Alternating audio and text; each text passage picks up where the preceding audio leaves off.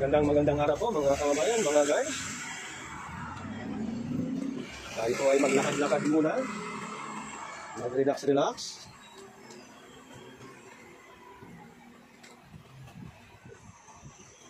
Kamusta naman po kayo mga kababayan, mga guys?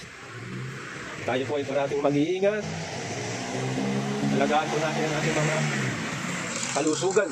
Panatilihin po natin tayo po ay malalakas at masisigla.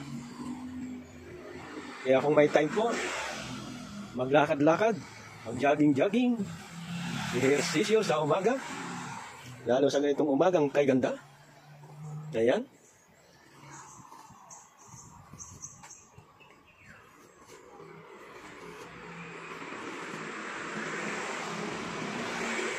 Napakaganda po ng puno na to.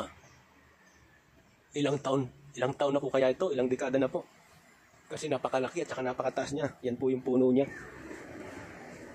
Napakalaki. Ayan. Puno, yan ng mangga. Imagine niyo, ganun kalaki.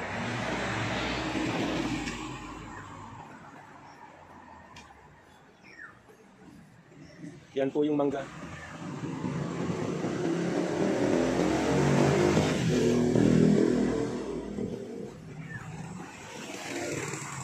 Dito po ako sa isang bayan, dito po sa Cavite.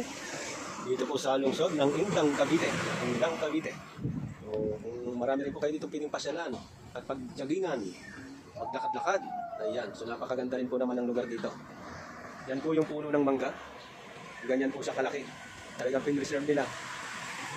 Taon na po siguro ang edad niya.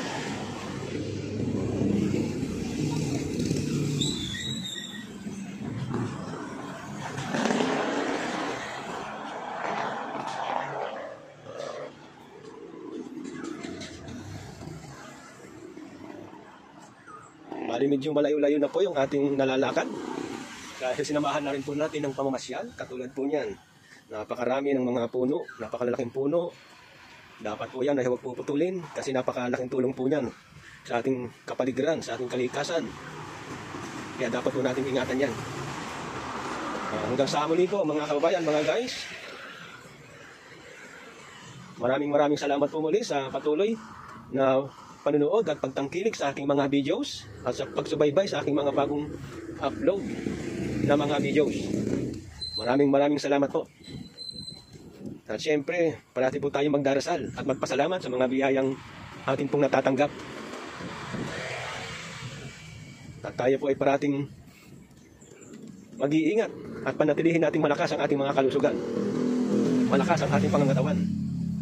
So hanggang sa muli po.